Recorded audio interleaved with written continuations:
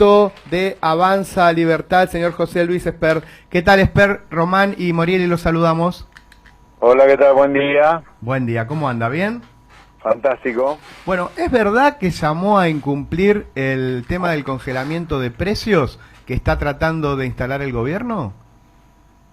Sí, más que llamar a incumplir, lo que he dicho es que no nos tomen de boludo a los argentinos. La inflación es un fenómeno monetario. Esto del congelamiento de precios es un acting para echarle la culpa después a los comerciantes una vez que fracasen en la lucha contra la inflación por el congelamiento.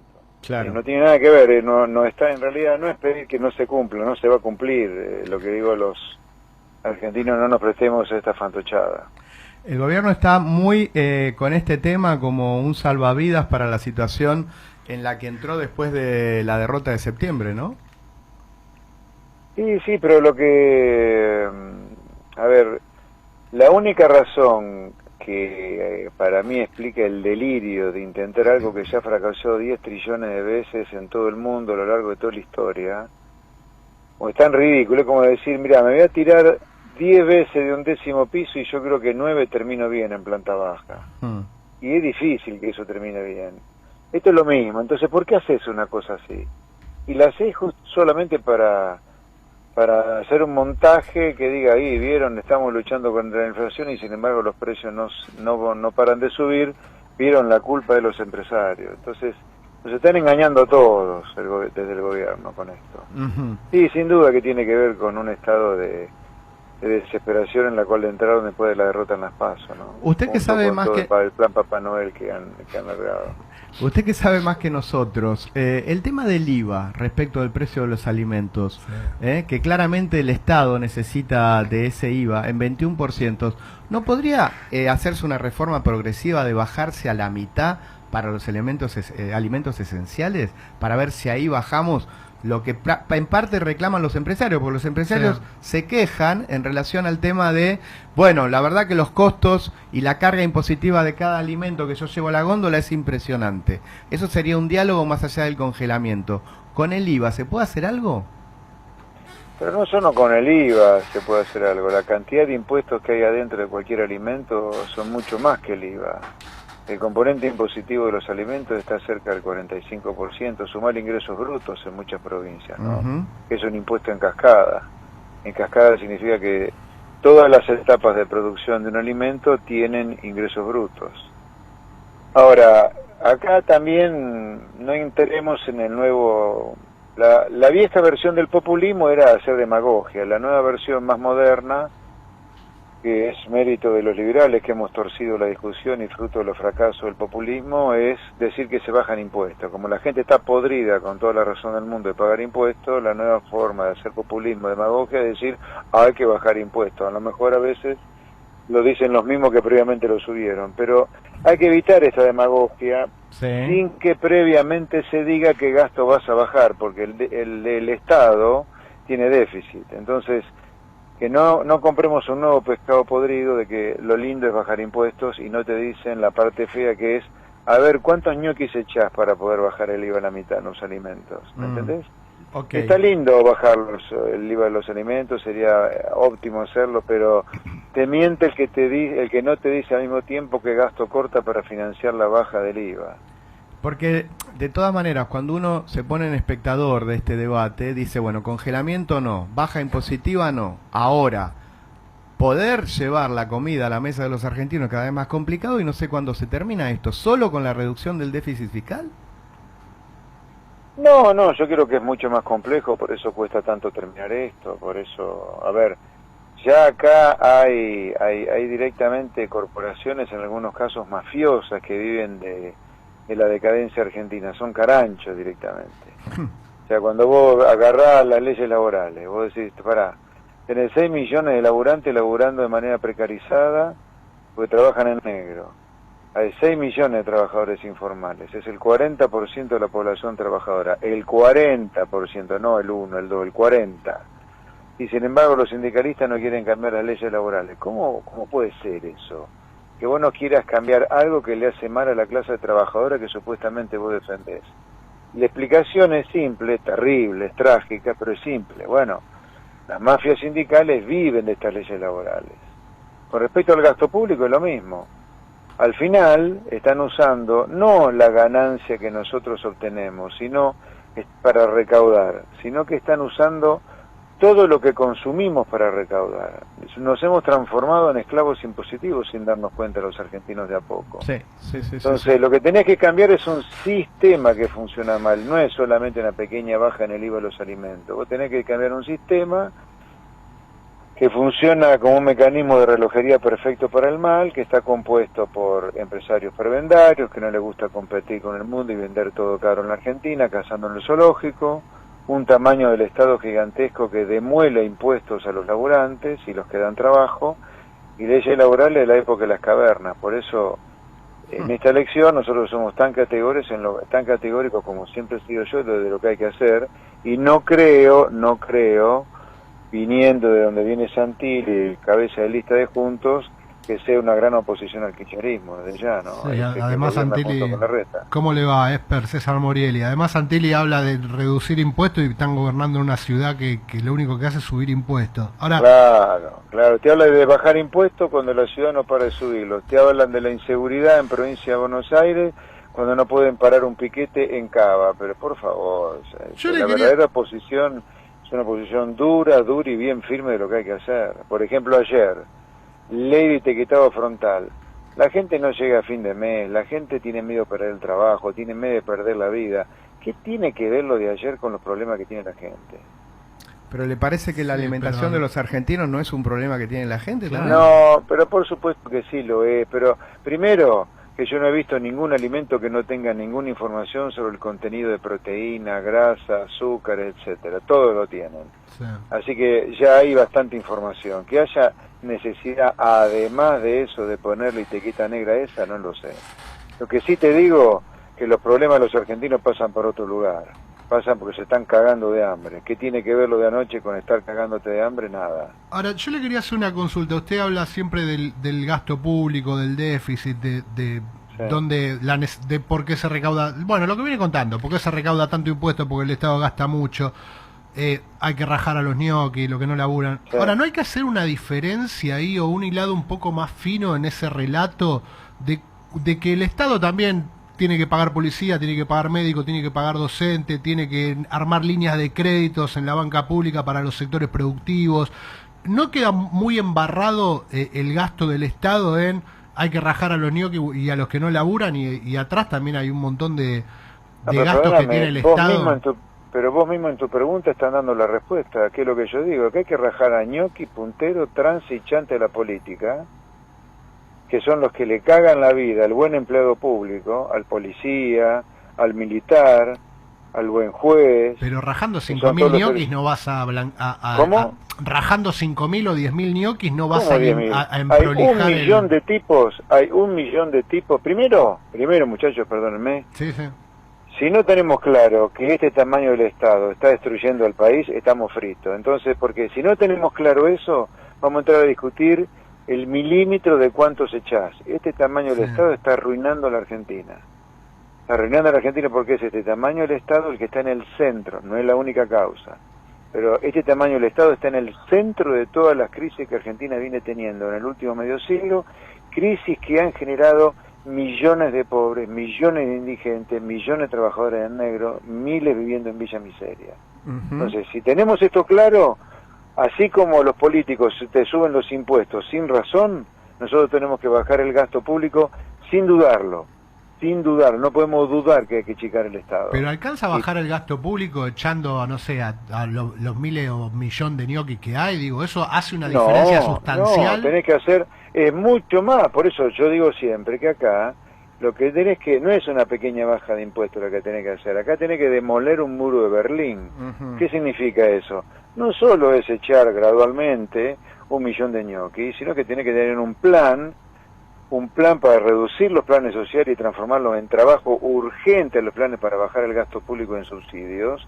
Tenés que poner las tarifas en el lugar que tenés que ponerlas para bajar los subsidios económicos y probablemente tengas que repensar el país. No sé si hay 24 provincias que sean sostenibles en Argentina.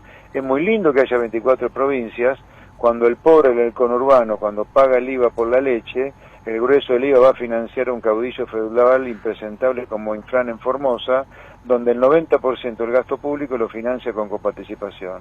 Yo creo que la coparticipación tal cual está, hay que eliminarla, y que la coparticipación se le dé a las provincias solo en función de los gastos federales que van a hacer. Por supuesto que es mucho más que echar ñoquis, la baja de gasto público, hay que repensar un país completo. No, ahora, Luis, si no lo podemos hacer, si no tenemos ganas de hacerlo, si es muy difícil, sigamos como estamos, que vamos a terminar comiendo rebanada de viento, no hay ningún problema. José Luis, el tema de la reforma laboral, ¿cuál es la propuesta de lo que habría que hacer respecto de la ley de flexibilización laboral que conocimos en la última etapa de Menem y en el gobierno de la Rúa con la ley Banelco? ¿Cuál sería la idea? No, ¿pero qué tiene que ver la reforma laboral, que es una reforma estructural, con la ley Banelco? No, la ley de flexibilización laboral en su momento... No me hablé de estupideces cuando yo te hablo de solucionar problemas estructurales para solucionar... No, lo que yo le pregunto es cuál es la propuesta de la reforma que hay que hacer. Sí, está bien, yo te voy a contestar, pero no me hagas como introducción una tontería. La tontería de hablarme de la Banelco. No, pues fue la única... No, la Banelco lo dejo de lado. La única... El tamaño del gasto público que tenemos es gigantesco y hay corrupción a patada. ¿Querés que te cuente algo 10 veces peor que la Banelco? Cómo se roban las boletas en una elección. Cómo muchos políticos son socios de imprenta, por eso no les gusta la boleta única de papel y la boleta sábana. La Banelco, al lado de eso que yo te cuento, es 10 veces peor, porque estamos desnaturalizando el voto. Sí, a ver, déjeme aclararle No. ¿Cómo no? Déjeme aclararle algo de la pregunta, La reforma laboral que tenés que hacer es la siguiente. Uno, no puede ser que un convenio colectivo que firmó ESMATA, el sindicato más importante metalúrgico de la Argentina, con la Volkswagen, una de las empresas más grandes que hay en el mundo, en Pacheco, tenga que ser respetado por un simple tallercito mecánico en Famaillá, en la provincia de Tucumán, que tiene 4 tipos. La negociación colectiva tiene que ser completamente descentralizada. 2. Los aportes a los sindicatos tienen que ser voluntarios, que se afilie el empleado que quiera afiliarse, no como que en los hechos, por muchos convenios colectivos, los aportes a los sindicatos son obligatorios. Estoy de acuerdo. 3. Los mandatos de los secretarios generales tienen que ser limitados. No puede ser que haya secretarios generales de gremios que están atornillados en su silla hace 40 años. Si el presidente dura 4 años en su mandato con derecho a reelección a uno más, hagamos lo mismo con los gremios de los secretarios generales. 4. Tiene que haber democracia sindical. Terminemos con esto del unicato sindical, por el cual el único sindicato que tiene funciones de defender los derechos del trabajador es el más representativo. Démosle lugar a las minorías adentro de los sindicatos, así como minorías pedimos una opción política para entrar al Congreso. Bueno, esas son algunas de las tantas reformas que hay que hacer. Bien, esa propuesta evidentemente en el 2022 va a poder ser debatida en el Parlamento, esperemos que sí, ¿no? Ojalá. Nosotros, el único motivo por el cual yo me metí en política es para aportar a que este país corte con su tendencia a ser un país miserable, y parte de eso, no es lo único, es tener leyes laborales mucho más modernas, como en el mundo donde no hay desempleo y no hay trabajadores pobres, ni en negro, digamos. A mí me parece acá, respecto de... terrible que haya 6 millones de laburantes laburando en negro. Sí, son más en realidad. Acordate cuando el gobierno sacó la inscripción al IFE a mediados de 2020, se anotaron como 12 millones de personas casi. Así que... Sí, no sé cuánto será. Favor de la sí, por eso te digo, me parece hasta que creo que son más. ¿Viste? Yo te quería consultar algo. Creo que el gobierno tiene la intención de llegar a un acuerdo con el Fondo Monetario y después refrendar ese acuerdo en el Congreso, que sería votado por la nueva composición que vos integrarías en ese Parlamento. Obviamente que es contrafáctico, porque te estoy preguntando si votarías ese acuerdo o no cuando el acuerdo todavía no está y no se conocen los detalles. Pero un poco, ¿cuál sería tu mirada o qué verías vos de ese acuerdo para decir sí, levanto la mano y voto esa negociación? El único sendero por el cual tiene que bajar el déficit es bajando el gasto público. Acá la gente no da más de pagar impuestos. Con suba de impuestos yo no te voto el presupuesto y tampoco te voto el acuerdo con el fondo, que es cierto, como vos decís, que por una ley, creo que es de marzo de este año, tiene que pasar por el Congreso el acuerdo con el fondo. ¿No? Dicho sea de paso, nos siguen agarrando para la joda en el Congreso, porque en el Congreso, cuando se sanciona un presupuesto, se sanciona el nivel de déficit y el nivel de deuda. Que después haya que también aprobar la deuda con el fondo, es medio que nos están agarrando para la joda. Pero bueno, dejémoslo ahí a eso. Yo voy a votar a favor de un acuerdo con el fondo donde el ajuste del déficit sea solo con baja de gasto público, porque la gente de laburo no da más de pagar impuestos, entre otras cosas, ¿no? Pero el gobierno no haría eso, me parece. Justamente que el acuerdo Bueno, con el fondo que pide es el que no le exija tener un ajuste. bueno, entonces ahí hay otra cosa, ¿no? Ahí hay otra cosa, chicos, guarda el parche. El Fondo Monetario es una cooperativa de países, es el mundo entero que coopera para ayudar a los países que están en problemas, como Argentina lo tuvo durante 27 veces en el último medio siglo porque firmó 27 acuerdos con el Fondo Monetario. Argentina estuvo 27 veces desde que firmó el primer acuerdo en un problema donde el mundo lo salvó. Con un salvavidas de plomo, si queda tiempo otro día lo charlamos porque yo creo que el fondo es un salvavidas de plomo, pero bueno, Sí. lo cierto es que con Macri Argentina entró por vez número 27 o 28, no recuerdo exactamente si son 27 y 28, pero por vez número 27 o 28 en una crisis que requirió de que los países que tienen plata le prestan a la Argentina. Por lo tanto, no pagarle al fondo es no pagarle a los países que te apoyaron cuando vos estabas knockout.